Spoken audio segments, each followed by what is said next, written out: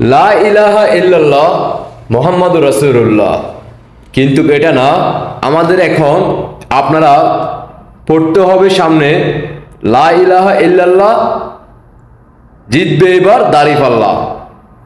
মানে ক্ষমতা এতটা লোপ হয়ে গেছে। শুনেন, জিতবে এবার দাঁড়িপাল্লা, ইনশাআল্লাহ দাঁড়িপাল্লা।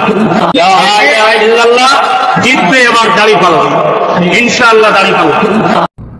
হে মুসলমান, হে ইসলাম ধর্মপ্রিয় মানুষ, যারা সত্যিকারে ইসলামকে ভালোবাসেন, যারা সত্যিকারে ইসলাম ধর্মে বিশ্বাসী, আপনি যদি একজন মুসলিম হয়ে থাকেন তাহলে অবশ্যই আপনাকে সত্যের পথে আসতে হবে। আপনার আমার কালেমা কি? লা ইলাহা ইল্লাল্লাহ মুহাম্মাদুর রাসূলুল্লাহ। আর এখন ক্ষমতার জন্য এতটা নিচে নামতে হয়, আর সেটা দেখতে হয় আমাদের, তাও আবার বাংলার মাটিতে। লা ইলাহা ইল্লাল্লাহ, জিতবে এবার দাঁড়িপাল্লা ইনশাআল্লাহ। হাসিও আসে, সেটা হাসির বিষয় না, এটা হচ্ছে অন্তরের ঝড়। বুঝতে পারছেন? আসলে আমরা তো বড় মাওলানা না, কোরআন, পুরা কোরআন আমাদের অন্তরের ভিতরে ঢুকাইতে পারি নাই।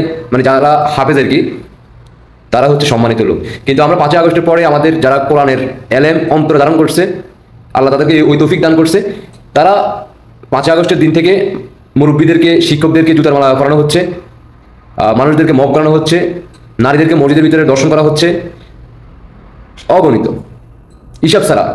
মানে সারা দুনিয়াতে এত পাপ হয়েছে কিনা 5ই আগস্টের পর থেকে বাংলাদেশে যে পাপগুলো হচ্ছে।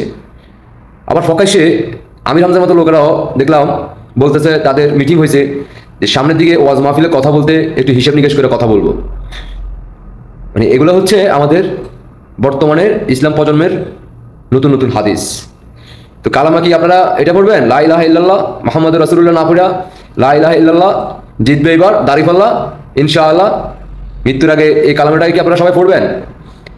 আমার প্রাণপ্রিয় ধর্ম যারা ইসলাম ধর্মের আছেন মুসলমান, আপনাদের উদ্দেশ্যে এই কথাটা বললাম। অনেকে এসে দেখবেন কমেন্টে এসে বলবে যে তুই মুনাফিক, তুই আওয়ামী লীগ করস, তুই নাস্তিক, তুই ফেরাউন, অনেক কিছু আপনি দেখেন প্রচুর। আর এগুলো দেখবেন প্রোফাইলে ঢুকে দেখবেন যে ইয়া বড় বড় দাড়ি, ইয়া বড় মাথায় টুপি। প্রোফাইলে গিয়ে আবার দেখবেন কিছু প্রোফাইলে নর্তকীর মেয়েরা আছে না, ওদের সাথে বিভিন্ন ভিডিও অথবা অডিও ফিক এডিট করে প্রোফাইলে আবার ছাড়ছে। আবার নারী তাকবীর আল্লাহু আকবার বলে। মানে এটা হচ্ছে ক্ষমতা, এটা হচ্ছে ক্ষমতা, আপনাকে আসতে হবে যে কোনো মূল্যে। এটা আমরা সামনে জাস্ট এটা দাঁড়িপাল্লা, জামাত শিবির, উরুফি রাজাকার যারা আর কি। তো আপনারা বাকিটা আসলে ওদের গুণগান গাইয়া শেষ করা যাবে না।